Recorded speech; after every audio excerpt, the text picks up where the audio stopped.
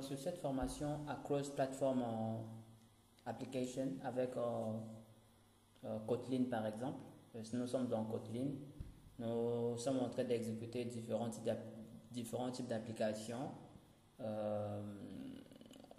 pas dans la totalité d'abord, nous sommes en train d'aborder des petits projets, ok? Et après maintenant nous allons faire un grand projet qui va regrouper tous les cas possibles que nous avons déjà eu à voir. Donc, dans cette aventure, il est toujours important de maîtriser comment fonctionne le code.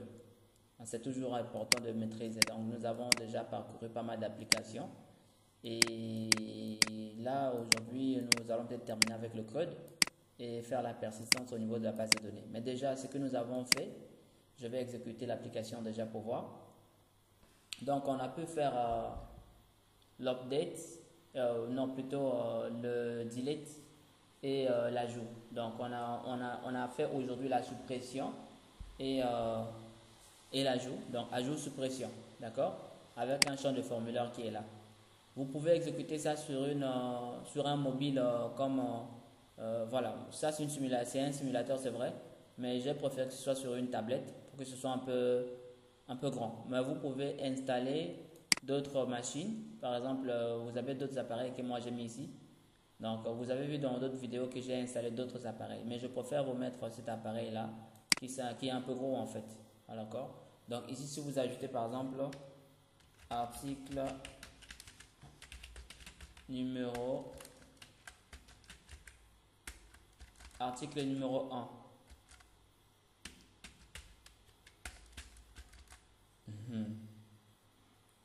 Maintenant, numéro.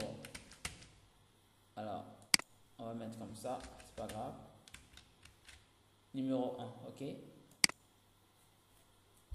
Donc ça s'ajoute, d'accord? Je mets article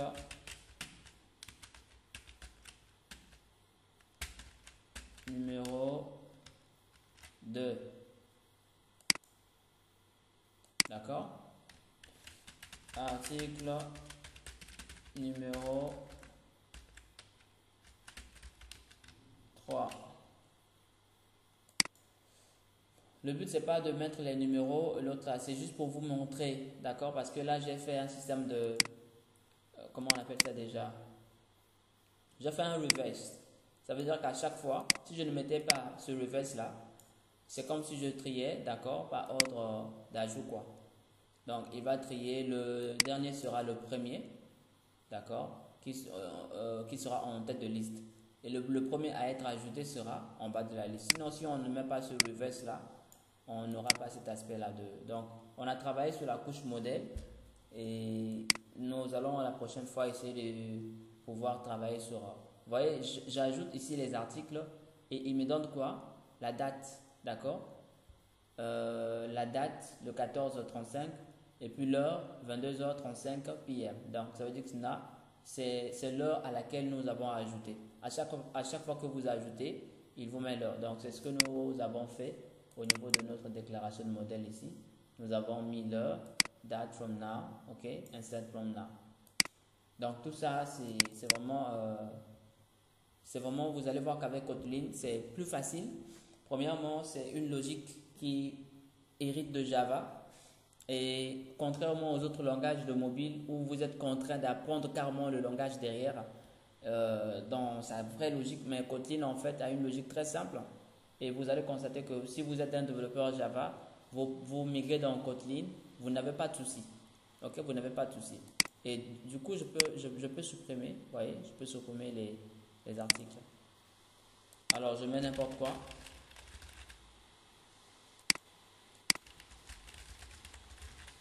D'accord? Je mets n'importe quoi. Je mets n'importe quoi ici. Ok? Donc, je peux supprimer. C'est ça l'objectif, hein? C'est ça l'objectif de l'application. Donc, formation 1, formation 2, formation 3. Quelque chose que je voulais. Alors, ça, c'est pas ce que je fais, c'est une démonstration de l'application, c'est pas la formation, ça. C'est que pour les gens qui vont visualiser la vidéo, la formation se passe en présentiel ou en ligne. D'accord? Ceci n'est qu'une démonstration de l'application.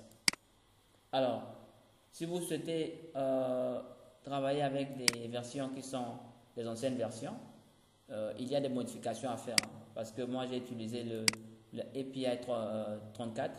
Si vous allez dans le fichier build.gradle là, vous allez voir qu'il y a des changements quand même importants à gérer au niveau des versions. Voyez? Par exemple ici, j'ai un peu mis en commentaire. Il faut que vous preniez en compte le MindDex là, min SDK et le target SDK. D'accord? Vous allez apprendre de cela et vous comprendrez. Vous apprendrez aussi de compile SDK afin que vous puissiez apprendre un peu sur les versions qu'il faut ajouter. Ça, on le verra dans la formation.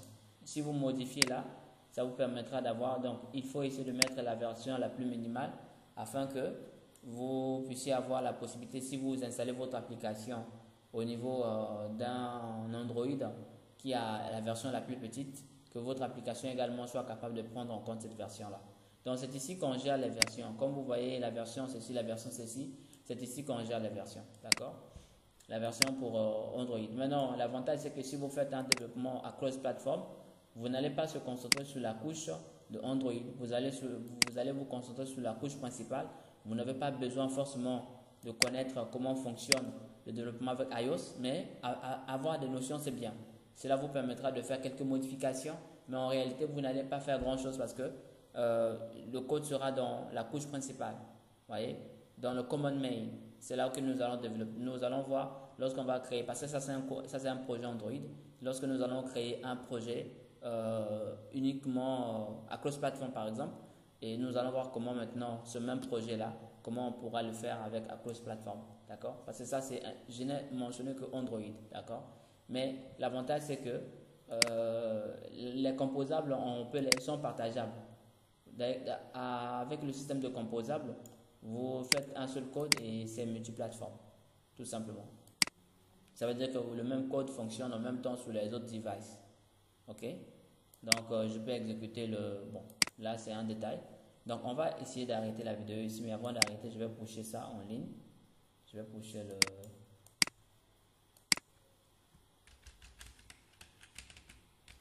le mettre add.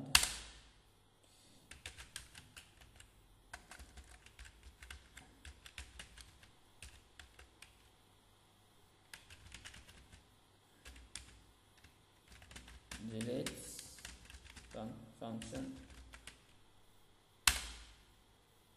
Oh, delete function, c'est juste une référence, hein. C'est pas quelque chose de. Donc, au moins, c'est dans le GitHub et vous aurez la possibilité de bien voir ça. Donc, c'est un peu ça. Donc, le code est disponible et puis la formation, je n'ai pas pu expliquer parce que tout se passe en formation. Parce que si j'explique en ligne en même temps, j'explique pendant la formation, ce sera un double travail. Et c'est pas évident de faire au même moment toutes les choses, quoi. Donc, les explications seront fournies dans la formation, tout simplement. Donc, essayez de vous inscrire. Nous allons lancer la campagne de publicité d'ici à la semaine prochaine, peut-être. Et comme ça, les gens vont essayer de s'inscrire. Et ceux qui vont être orientés mobile vont apprendre sur le développement mobile. Merci à vous. Au revoir.